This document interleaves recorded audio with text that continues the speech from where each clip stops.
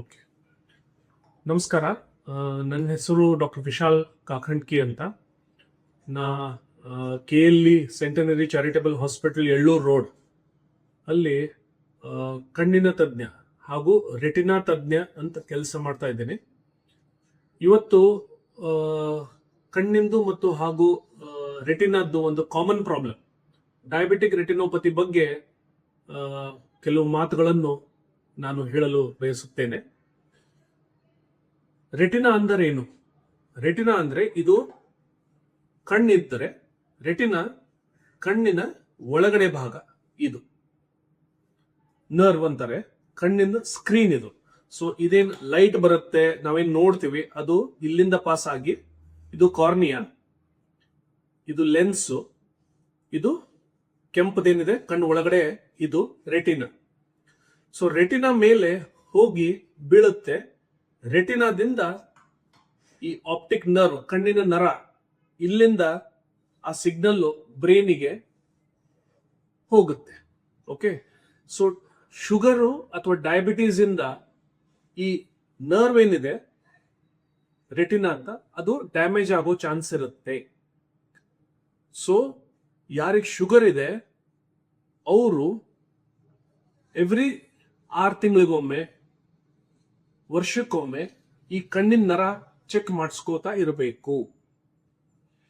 So starting ನಲ್ಲಿ ಏನಾಗುತ್ತೆ, ಅದು ಚೇಂಜಸ್ ಒಂದು ಸಣ್ಣಾಗಿ ಬ್ಲೀಡಿಂಗ್ ಆಗೋದು, ಅಥವಾ ಸಣ್ಣಲ್ಲಿ ಸ್ವೆಲ್ಲಿಂಗ್ ಬರೋದು, ಇದು ಬಾವು ಬರೋದು ನರದಲ್ಲಿ, ಅದು ದೃಷ್ಟಿ ಅಫೆಕ್ಟ್ ಮಾಡಲ್ಲ. ಆಮೇಲೆ ಪೇಷಂಟಿಗೂ ಗೊತ್ತಾಗಲ್ಲ ಇದು ಸ್ಟಾರ್ಟ್ ಆಗಿದೆ ಪ್ರಾಬ್ಲಮ್ ಅಂತ. ಸೊ ನಾವು ರೆಗ್ಯುಲರ್ಲಿ ಯಾವಾಗ ಸ್ಕ್ರೀನಿಂಗ್ ಅಂತ ಮಾಡ್ತೀವಿ, ಚೆಕ್ ಮಾಡ್ತೀವಿ, ಆ ಟೈಮಲ್ಲಿ ಅದು ನಾವು ಪಿಕಪ್ ಮಾಡಬಹುದು, ನಮಗೆ ಗೊತ್ತಾಗುತ್ತೆ ಇದೇನೋ ಸ್ಟಾರ್ಟ್ ಆಗಿದೆ ಪ್ರಾಬ್ಲಮ್ ಅಂತ. ಯಾಕೆ ಇದು ಇಂಪಾರ್ಟೆಂಟು ಅಂತಂದ್ರೆ, ಒಮ್ಮೆ ಇದು ಚೇಂಜಸ್ ಸ್ಟಾರ್ಟ್ ಆಯಿತು ರೆಟಿನಾದಲ್ಲಿ, ನರ್ವ್ ಅಲ್ಲಿ, ಅಂದ್ರೆ ಅದು ಪರ್ಮನೆಂಟ್ ಡ್ಯಾಮೇಜ್ ಮಾಡುತ್ತೆ. ಸೊ ನೀವು ಎವ್ರಿ 6 ಮಂತ್ಸು, ಎವ್ರಿ ಇಯರ್ಗೆ ಒಮ್ಮೆ ರೆಟಿನಾ ಚೆಕಪ್ ಅಂತ ಚೆಕ್ ಮಾಡಿಸ್ಕೋತಾ ಇರಬೇಕು. ಬರೀ ಹೋಗೋದು ಚಶ್ಮಾ ನಂಬರ್ ಚೆಕ್ ಮಾಡಿಸೋದ್ರಿಂದ ಹೆಲ್ಪ್ ಆಗಲ್ಲ.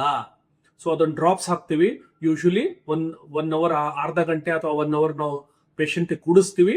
ಆಮೇಲೆ ಕಣ್ಣು ಒಳಗಡೆ ಭಾಗ ಈ ಲೈಟ್ ಬಿಟ್ಟು ಈ ಇನ್ಸ್ಟ್ರೂಮೆಂಟ್ ಇಂದ, ಇಂಡೈರೆಕ್ಟ್ ಆಫ್ಥಲ್ಮೋಸ್ಕೋಪ್ ಅಂತಾರೆ ಇದಕ್ಕೆ, ಇಂಡೈರೆಕ್ಟ್ ಆಫ್ಥಲ್ಮೋಸ್ಕೋಪ್ ಮತ್ತೆ ಸ್ಲಿಟ್ ಲ್ಯಾಂಪ್ ಮೇಲೆ ನಾವು ಅದನ್ನ ಡಿಟೇಲ್ ಆಗಿ ಚೆಕ್ ಮಾಡಿ ಹೇಳ್ತೀವಿ.